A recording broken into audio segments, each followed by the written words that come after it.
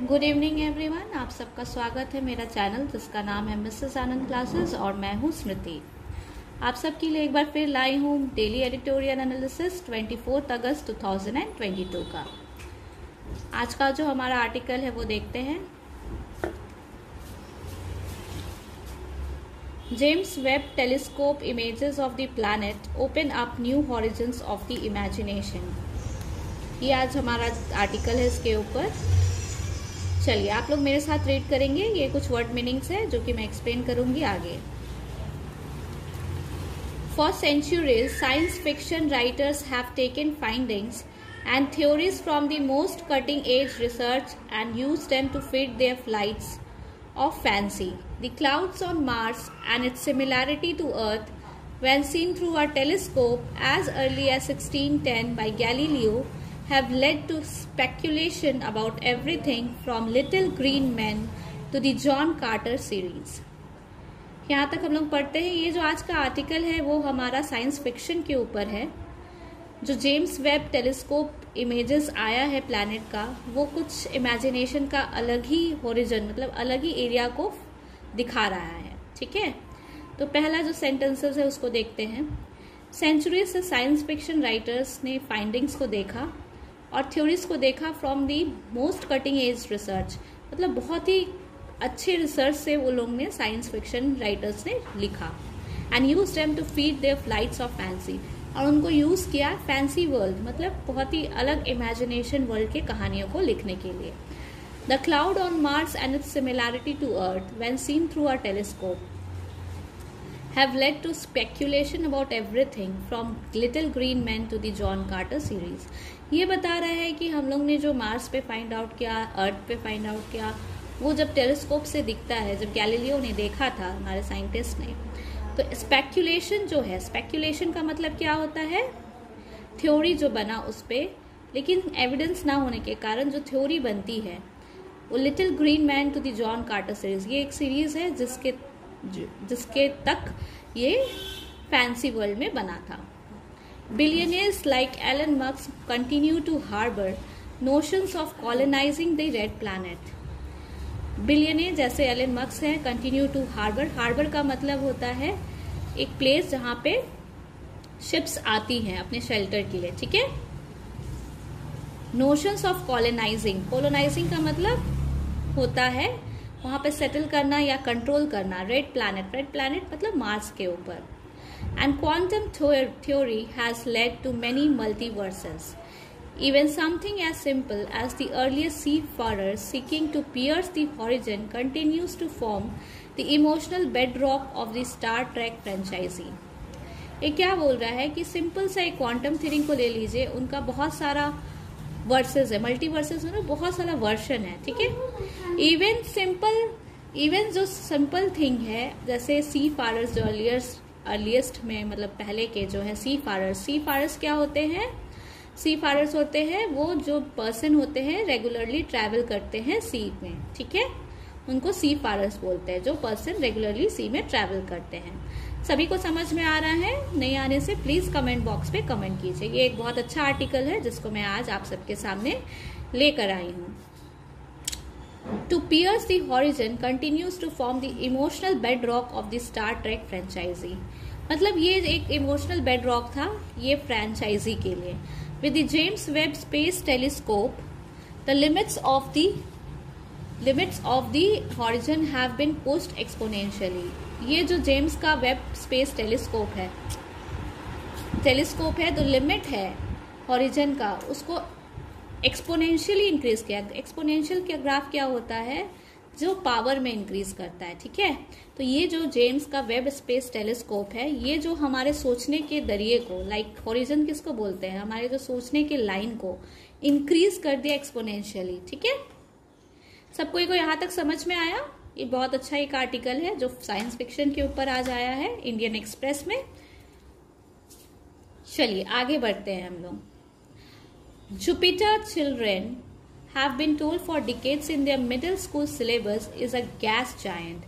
Jupiter जो हमारा एक प्लैनेट है उसको बचपन से बच्चों को पढ़ाया जाता है कि वो एक गैस जायंट मतलब बहुत बड़ा एरिया है गैस के लिए। ठीक है, What the general public did not comprehend, how could it, was that in the swirling mass of storms on the planet, the largest of which could easily swallow up the earth, encircled by hitherto invisible Saturn-like rings, there is beautiful ferocious activity. यहाँ पे बताया जा रहा है जो भी चीज वो हमारे साइंटिफिक चीज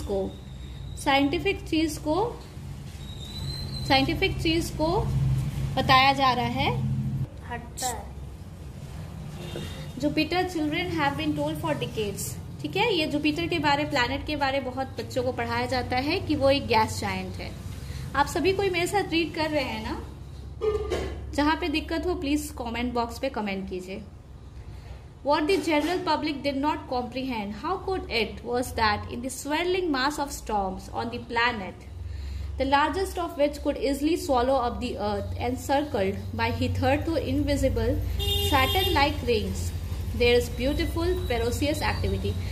Simply यहाँ पे जो बता रहा है, जो जनरल पब्लिक को कॉम्प्रिहेंड का मतलब आता है अंडरस्टैंड, समझ में नहीं आता है कि कैसे वो जो स्वेलिंग, जो रोटेटिंग मास है हवा का, वो प्लैनेट जो लगता है अर्थ को खा जाएगा, वो सर्कल है किससे एनसर्कल किया है, मतलब उसके बाहर रिंग्स है, सर्कुलर रिंग्स सैटर्न के. ठीक है, there is beautiful ferocious activity. Beautiful activity है लेकिन फेरोशियस भी है. फेरोशियस का मतलब यहाँ पे होता है थोड़ा डरावना. ठीक है, और that the wild geological life is circumscribed by an almost heavenly hello.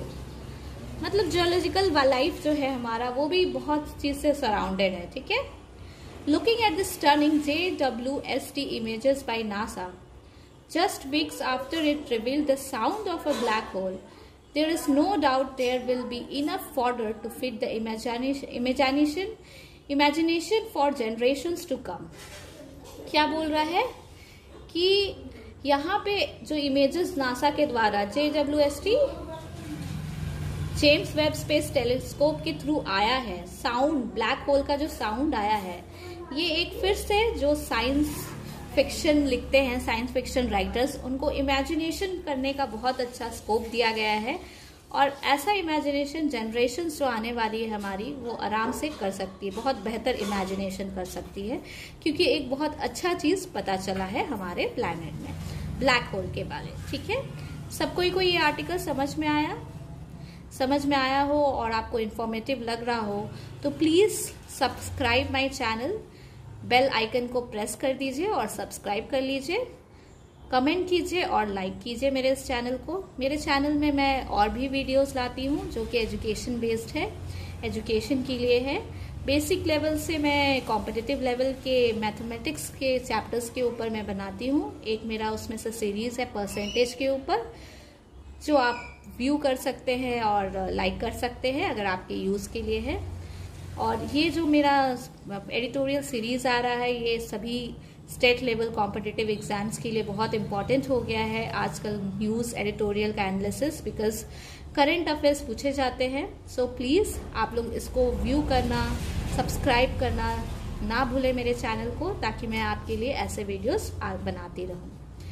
तो आज मैं आपके लिए एक और आर्टिकल लेकर आई हूं, तो चलिए देखते हैं हमारा next article. A crease deficit in rice points to need to monitor crop status, production, stock not to throw farmers or trade into a tizzy. ये आज का हमारा आर्टिकल है जिसका टाइटल है a crease deficit in rice points. Rice जो points है, rice जो हमारा उगता है, जो हम लोग खाते हैं अनाज, उसका हम लोग को मॉनिटर करना चाहिए स्टेटस, प्रोडक्शन और stock not to throw farmers और ट्रेड इनटू अ टीजी. मतलब हम लोगों को ऐसा नहीं करना चाहिए कि फार्मर्स को भी दिक्कत हो जाए या हमारा स्टॉक आउट हो जाए. चलिए आज का हमारा आर्टिकल स्टार्ट करते हैं. आप सभी कोई मेरे साथ रीड करेंगे, ठीक है. The increased deficit in rice for the current Kharif cropping season over last year has come down to 3.9 million hectares. According to the Agriculture Ministry's latest report on August 18, while an improvement over the previous week's figure of 4.4 million hectares, it is still cause for concern. The bulk of Kharif paddy transplanting happens during June, July.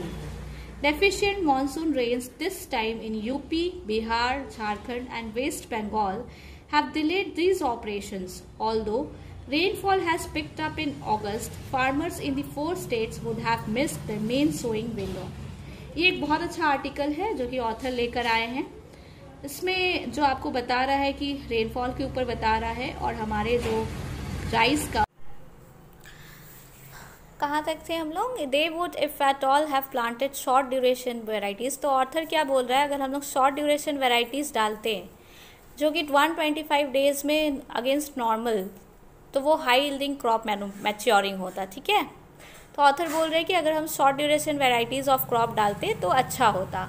अगर अभी का जो current gap देखें वो है 3.5 million Hector. In India में average rice yield कितना हुआ है, राइस का प्रोडक्शन 2.7 टन्स पर हेक्टर, लेकिन ये प्रोडक्शन डिक्लाइन है 8.5 मिलियन टन्स का। ठीक है, but that's not the only source of worry. But यही सिर्फ वरी का सोर्स नहीं है, जो कि फार्मर्स है पंजाब और हरियाणा में, जहाँ पे राइस यील्ड एवरेज 4 से 4.5 होता था टन्स पर हेक्टर। अभी एक डिजीज़ आ गया है उनमें जिसको बोलते हैं स्टंटिंग ऑफ पैडी। ये क्या है, एक डॉर्फिंग डिजीज है। डॉर्फिंग मतलब बहुत छोटा रहता है, डॉर्फिज्म जानते हैं ना, बौना। तो बौना के कारण क्या होता है, ये whose cause has not been identified as yet. Author क्या बोल रहे हैं, उनका जो कॉज है वो आइडेंटिफाई नहीं किया गया है।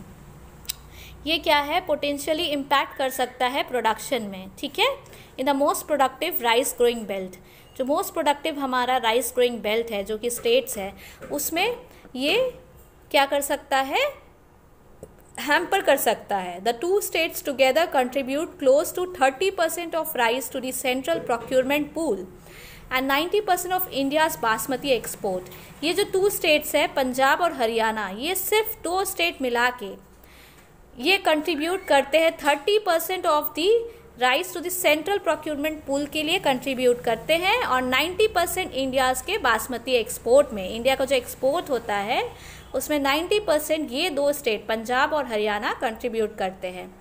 For now the extent of damage, अभी के लिए जो डैमेज हो रहा है, the stunted plants are unlikely to bear any panicles और grain is not known, even as there is no evidence of the infection been confined only to particular varieties or areas that also cover parts of the neighboring western UP and the Terai plains of Uttarakhand। Author का कहना है कि ये जो damage है इसका भी पता नहीं है अभी तक कि ये सिर्फ नॉर्मल जो इन्फेक्शन है वो सिर्फ एक पर्टिकुलर वेराइटी में है या फिर ये नेबरिंग एरियाज़ में भी इस डिज़ीज़ को पाया जाएगा। तो ऑथर भी कंफर्म नहीं है इस पर।